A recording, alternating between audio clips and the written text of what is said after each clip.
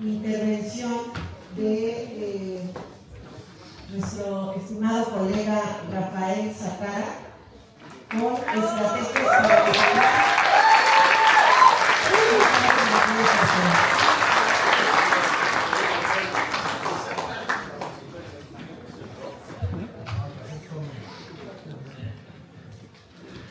¿Cómo están? ¿Cómo está México? ¿Cómo está México?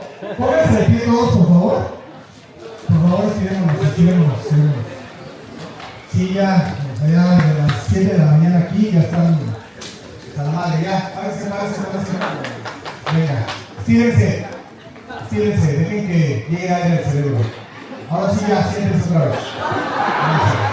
Era para que corriera sangre al cerebro. Unas cartas vamos a hacer ahorita, vamos a hacer Sanchi Miran y Xochitl, yo creo. No, gente mucho más inteligente y preparada que yo ha hablado. Eso para mí es un reto y una gran admiración, ¿no? Para todos los estudiantes que están aquí, algún día yo veía al doctor Osorio en su famosísima audiencia, en donde aplica la prisión preventiva oficiosa por vez primera en nuestro país. Y pues yo en aquella data preparaba algunas audiencias en 2023 con motivo de la sentencia de don Daniel García Rodríguez, a quien le pido otro aplauso, por favor. Esto es en abstracto una sentencia de la Corte Interamericana. Ves que son dos las que han culminado el Estado mexicano, que aparte son seguidas, ¿no? Son Pacto de Tepile y Daniel García Rodríguez, en abstracto, porque en realidad pues no te imaginas que de pronto vas a estar sentado con él, ¿no? Ni que tampoco vas a estar sentado con el juez que está citándolo para aplicar ese dispositivo constitucional, ¿no? Entonces, a todos los estudiantes que no se la creen, créansela, porque puede ser que el día de mañana estén aquí parados con ellos dando un discurso. Entonces, eso la verdad es muy valedero. Y pues también Daniel, que es un juez que tuve la oportunidad de conocer en una audiencia que, a decir verdad, cambió mi vida y que fue muy importante para mí, ¿no?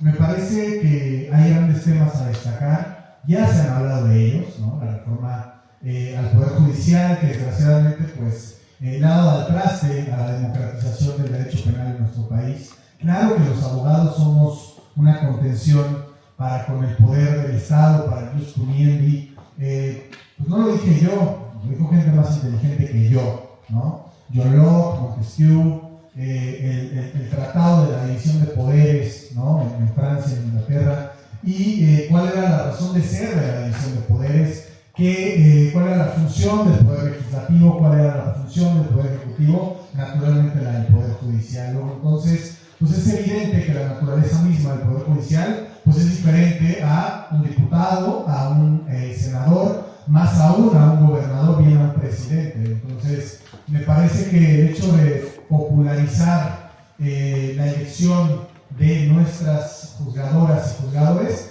pues lo único que hace es privilegiar la corrupción y los intereses mezquinos de los que mandan, ¿no? Todos sabemos quiénes mandan, evidentemente que pues esto se veía venir ya de un tiempo atrás, definitivamente que ahora le toca a las nuevas generaciones de abogados, naturalmente que a través de proyectos como Sinergia, como convencionalistas, pues vamos a poder tener las herramientas y las fortalezas para que las jóvenes y los jóvenes puedan tener un mejor futuro en su ejercicio profesional, pero también como gobernados. Hace un momento muchos de estas mentes brillantes señalaban y puntualizaban que salían frustrados de las audiencias. Aquí hay integrantes en el despacho, mi novia también, para que pidan un aplauso, por favor. Pues sí me paseo mucho en lo que hago, que sí me encabrono cuando veo una injusticia, eso también me pasa mucho. El karate que ahorita resalta el maestro Osorio me ha ayudado a mí a mitigar mis demonios, pero a veces no se puede. Entonces, hay que partir de la premisa, decía Daniel, no García Rodríguez, sino Venegas, hablaba respecto al 19 constitucional, hablaba de las convenciones, me llamó mucho la atención de los parámetros interamericanos que citó, los cuales son valederos interesantes. Bueno, Marisela Cifuentes, aquí también les pido un aplauso para ella, esa autora pero algo interesante que dijo Eduardo Osorio, que quiero tomar en consideración, fue las interpretaciones análogas y extensivas, así dijo.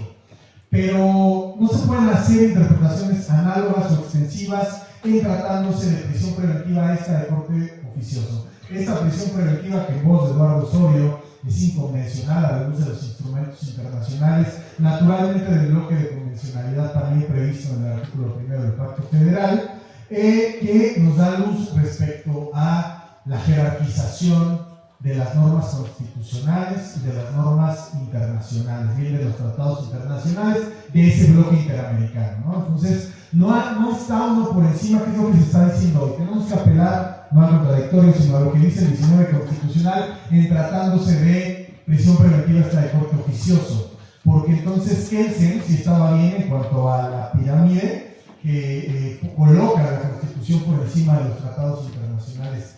Eso no es correcto. El artículo 1 constitucional, que todos podemos leer, señala más o menos que en los Estados Unidos mexicanos se reconocerán, respetarán los derechos humanos consagrados en la Constitución y en los tratados internacionales.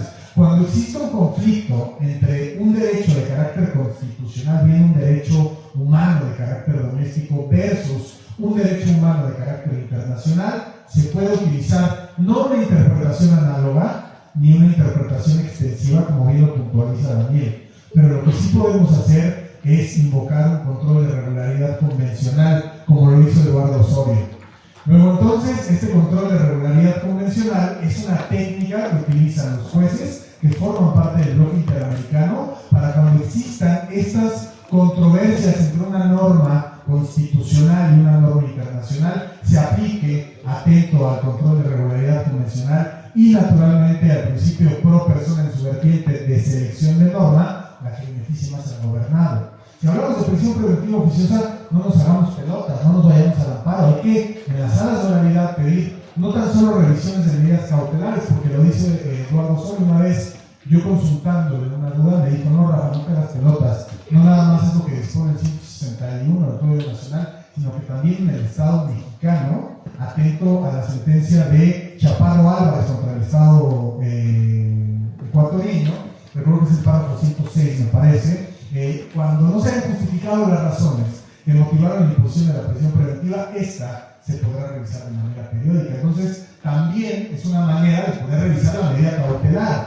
Si no justificó el agente del Ministerio Público las razones que motivaron su petición, naturalmente secundados por un juez mezquino, se puede revisar la medida cautelar. Porque Daniel García Rodríguez también se señala esa obligación que tiene el Estado mexicano de revisar de manera periódica la prisión preventiva. Ya lo dijo también el buen Daniel Negas, que la excepción en un sistema de justicia penal acusatorio adversarial es la prisión. ¿Cuál es la regla? La libertad. Porque de ahí es la razón de ser de la reforma estructural en materia de junio de 2008, que dio motivo a entrar a vigor al sistema penal acusatorio, democratizar el derecho penal. Luego entonces también se ha dicho muchísimo respecto a la valoración probatoria que se tiene que vincular al momento del debate de la medida cautelar, ¿no? Y me llama mucho la atención cuando nosotros hablamos del estándar mínimo probatorio, o bien como lo dice Daniel Venegas, el estándar mínimo suficiente, que parte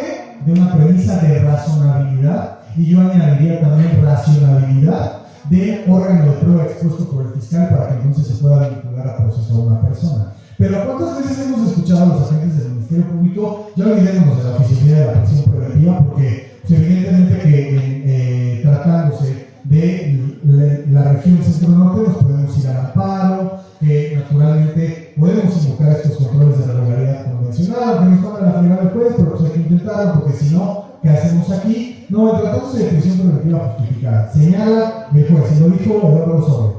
Estornuda el agente del Ministerio Público y resulta que eso ya es un riesgo procesal.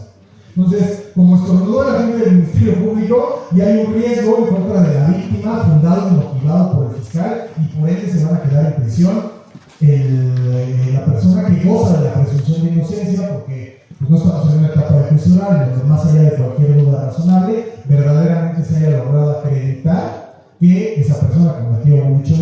objetivo y con ello, pues evidentemente, romper esa presunción de inocencia. Entonces, señala el fiscal que hay un documento que ni siquiera cumple con las formalidades de ley previstas en el artículo 217 del Código Nacional, pero hay un informe de policía de investigación que dice que fulanito se constituyó en la casa de la víctima y la víctima le dijo que ha visto vehículos y camionetas y personas sospechosas y que teme por su vida. Dígame, ¿eso es objetivo? Pues evidentemente que no, es básicamente un chisme. Y eso, pues evidentemente nos tiene que llevar a la valoración, a la ponderación, a la razonabilidad de la prueba. ¿Qué es la prueba? Si hablamos de la vinculación al proceso, sí hay un dato de prueba. Pero si estamos hablando de medidas cautelares, ¿cuál será la valoración que tenga que realizar el juez para poder advertir no delito y responsabilidad, porque eso es materia de la vinculación, o en su defecto del juicio oral, sino advertir lo que han dicho ya, necesidad cautelar y riesgos procesales, pero no con datos, porque el dato es de la etapa inicial, donde se va a debatir la vinculación al proceso, y esa información va a ser valorada por el juez, advirtiendo de manera razonable que se ha podido establecer que se cometió un delito. Pero si hablamos de medidas cautelares, vamos a hablar de riesgos procesales. ¿Y quién tiene la carga de la prueba en los riesgos procesales? ¿Quién tiene que acreditar que fulanito no tiene su arraigo? ¿Quién tiene que acreditar que fulanito es posible que pueda obstaculizar un procedimiento? Que pueda influir en los testigos, en la comunidad, que pueda falsificar las pruebas, etcétera. ¿Quién? El agente del Ministerio Público, pero pareciera que regresamos a un sistema tradicional de corte mixto en donde a nosotros se nos revierte esa carga de la prueba. Luego entonces, pues sí, tiene que acreditar el agente del Ministerio Público esos riesgos procesales, para entonces vencer un test de proporcionalidad, un test de racionalidad, para que se pueda imponer esa medida cautelar y que esta no sea arbitraria, como lo dicen los instrumentos internacionales, que no pueda ser ocupada con una finalidad disuasiva y como una pena anticipada. Es tarea de todos, definitivamente los niños grandes que están aquí, los niños medianos, los niños chicos, el generar un cambio para que esto que pues, verdaderamente se lo está llevando la fregada, pues no ocurra. Es para mí un tremendo honor poder estar con ustedes el día de hoy, platicar rapidito porque sé que ya todos tienen hambre y creo que generar cuántos minutos van, seguro 7 ya llegó, entonces les agradezco mucho. Gracias.